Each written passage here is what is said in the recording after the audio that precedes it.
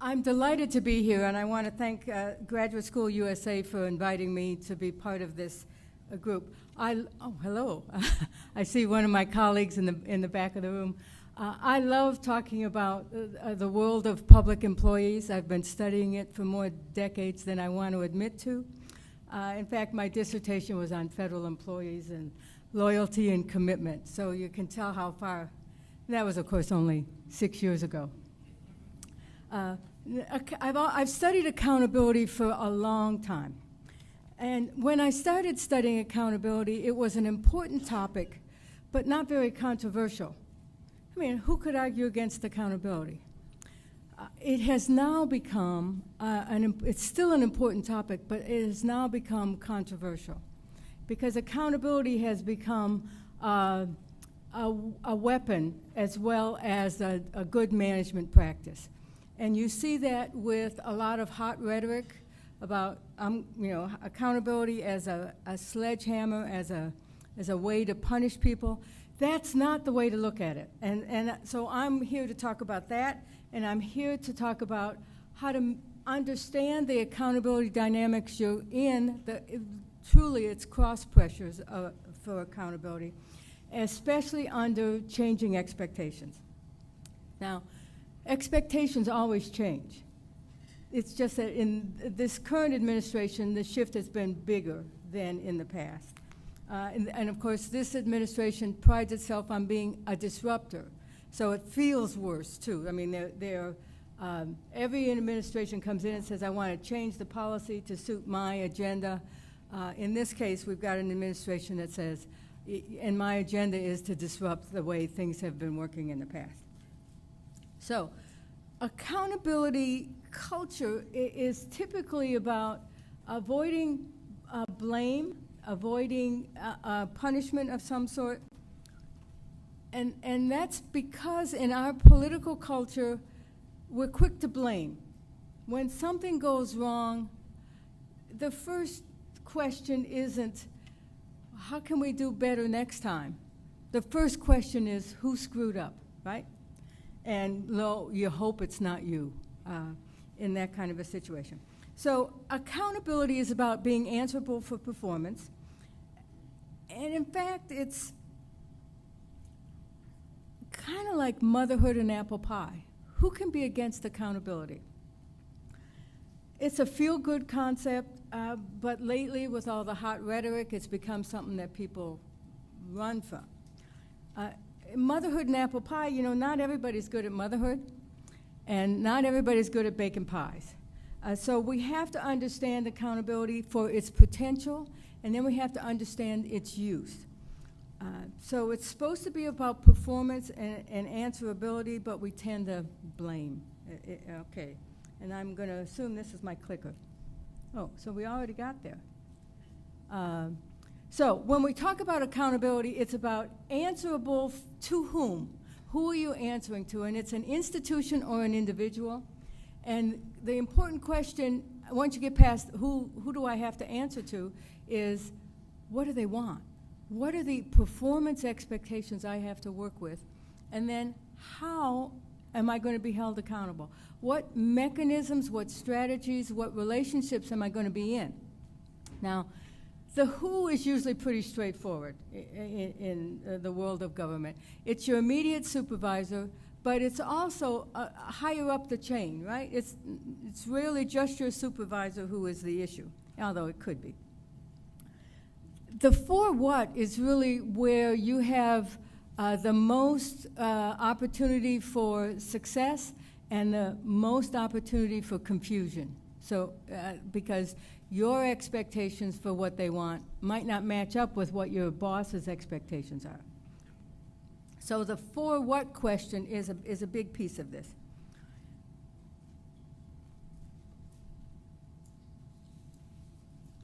Typically, public employees work under multiple expectations. They're not, so people want you to do several things in your job. But it's not just that there are multiple expectations. They sometimes conflict. And then once you get it down, you sort of figure out how you're going to prioritize the conflicting expectations. They change. So even if you think you got it figured out, in March, by May, something's changed, the policy priorities changed, your supervisors changed, something has changed, so what you thought was going to work isn't going to work. So with multiple expectations and changing expectations, you have some latitude to negotiate your performance expectations. You have some latitude to do that. So my point is, people will hand down to you what is expected. But, okay, someone says, I want you to do this. So you can talk about, well, what does that mean? Help me understand, clarify what that means. So you have some latitude. I'm not saying a lot. You know your world better than I do. So the how is the interesting question, and this is where you get some latitude. There are multiple ways to try to hold people accountable. And we're going to get to that in a minute. But these are all of the obligations you have as public employees. We don't talk about the Constitution or the law or the nation or democracy very often, right? When we talk about accountability, we're mostly focusing on what our organizational roles are, what our boss wants us to do. If we're fortunate to have some sort of external profession that has standards of what are appropriate behaviors, what are the norms, what are the ethics, then a commitment to profession and obligation to live up to those standards as well. But there's also the public interest. Beyond what your boss says, beyond what your profession says, there is a broader commitment to, as public employees, to the public interest, generally speaking. And then, of course, a commitment to yourself. And this involves not letting yourself get burned out, dealing with stress releasers so that you're not, having health issues because you're not taking care of yourself, even though you're in a high-stress job. I'm not going to talk about the ones in blue, but those are also part of your world. You've got family, friends you want to pay attention to. You've got the organizations you are engaged in outside of work. It could be a political party. It could be a community group of some sort, PTA, whatever. And then your commitment to humanity, the world, and if religion and God is a part of your world. So those are all things you have to do, but the ones that matter for the work world are the ones that are in black at the top end. So these are examples of how those expectations play out. How am I doing? Got to talk fast. The commitments to the Constitution, the law, and democracy, I'll just let you read that quickly. It's a long list. They're all important, and with luck, they will line up. But the reality is they don't. So where we want to go with this is the two in purple are the two that are changing the most for you, right? Your agency may have new priorities under the current administration. You have new leadership at the very least, and if you're lucky, stable leadership. There's been a lot of turnover at the top of several agencies. And then the political leadership, and this clearly is the presidential leadership. So those are the two that have brought the most change to your world. So you have to pay attention to those, but you don't want to lose all of those other, you don't want to lose sight of all the rest of the world within which you work. Now, I'm sure you can each come up with a list of changes in your organization and how that has brought challenges to you. But I want to talk about accountability in this country, and accountability and how it affects you and how you operate in that arena. This is a country where the culture is, if a little accountability is good, more is better. And so we have layer on layer on layer of strategies to hold people accountable. You actually, on a day-to-day basis, operate under 2 or 3 kinds of accountability relationships, and I'm just going to explain how they work.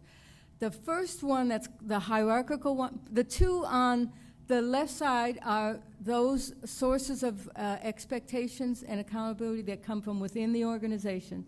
The two on the right side are the two that are generated from sources outside the organization. Hierarchical, you all know what that is. That's your boss telling you what to do. But it shows up in more than just directives from your boss. It includes rules, standard operating procedures, all of the things that we associate with bureaucracy, right? They're legitimate. Assigning you to a particular role, telling you what you need to do, that's all legitimate. Professional accountability is where you use your own discretion, where you know what needs to be done. Your job is to use your best practices, your best understanding, your knowledge to apply to a situation. Under professional accountability, the value is expertise, and the way you operate is to defer to the experts. So if you've got somebody designing a bridge, you don't want to tell them how to design the bridge. You want to let them design it consistent with engineering principles. In hierarchical, you just want somebody to follow whatever the boss told you to do. The value there is on following the rules and supervision. Legal accountability is this, it doesn't mean just law. Legal accountability is when somebody is looking at your performance in great detail and checking whether you've done everything you should.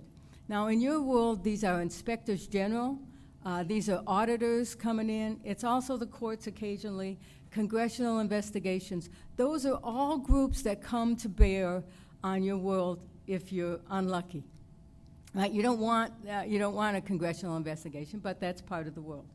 And the bottom one, political. I want to check this. That's not partisan political. It's political in the sense that it operates on the same principle that politicians do, in that you need to be responsive to some key stakeholder group, whether it's your clientele, whether it's a special interest group, depending on what agency you work for. That could be somebody from corporate America. It could be a citizens group that's lobbying for or against a particular policy. So as a public employee, you have potentially operating in all four of those accountability arrangements. On a day-to-day basis, it's probably just one or two at the most. But when something goes wrong, I guarantee you, the other 2 or 3 that you don't use normally are going to come to bear. So we're going to ask you, did you follow the rules? Did you use your best judgment? Did you comply with existing legislation? Did you keep all of your stakeholders happy? All of those come to bear. Now, how can you do all of that? And the answer is, typically you can't. Smart people will try and anticipate and cover themselves under all 4, but it's hard to do. So, besides the formal structures of accountability, you've got informal accountability, and this you live every day. It's developing people who share your norms, share your values. It's engaging in behaviors that facilitate success. You're going to help somebody out, give them the information they need, cut a corner so something can get done, not that it's inconsistent with obligations, just that you're making life easy for somebody. And that there are, when that works, informal accountability is a very powerful team-building operation. And so what's going on is you've got changing expectations from your agency leadership and from the president. There are no changes in these expectations about you supporting the Constitution, supporting the law, supporting democracy and public interest. So you need to be sure to not lose sight of your bigger picture as you're facing some challenges from a changing policy within your agency. So what can employees do? I hope, and the people up here earlier, I was struck by the comment of, if you don't feel good about where you're working, don't leave the federal government. Find another agency where you can pursue the public interest, where you can pursue programs that support our country and our government, even if you don't like where you are right now. So you have choices. You have the choice of, the phrase that rolls off the tongue of scientists is exit, voice, loyalty, and neglect. Now, what I've done is put them, oops, they're not going to let me, well, I lost it. The exit option, I want you to, oh, you put it back, thank you. The exit, well, I guess maybe I shortened it, okay. The exit option is the one I don't want you to take. A lot of people have. The federal government needs talent And I know there's a lot of people who are retiring maybe earlier than they thought, or giving up and just bailing out. Believe me, I understand the pain and the trauma, but the government needs talent. The government needs your hard work. And so if you don't like where you are right now, I wholeheartedly endorse the idea. Find an agency where you can act on your public service values. You got to have them or you wouldn't be working for the government. Find a place where you can act on that so you can do a good job. So don't leave. Loyalty is great, and that's will work well if you find yourself with a better fit or a good fit for where your personal values are. Neglect is a bad one. That's where people get a bad reputation. Having a job and saying, I'm going to resist and neglect the responsibilities, that gives ammunition to people who want to beat up on government employees even more. So I encourage you to hang in there with your commitment. Understand the cross pressures you're under. Hang on to your sense of commitment to the range of those obligations you have as a public employee. It's tough times. We've gone through tough times before. I just don't want you to bail. I know it's hard. I read the headlines. I read all of the reports on what's happening in the federal service. I know it's tough, but I want you to hang in there. Please. Thank you.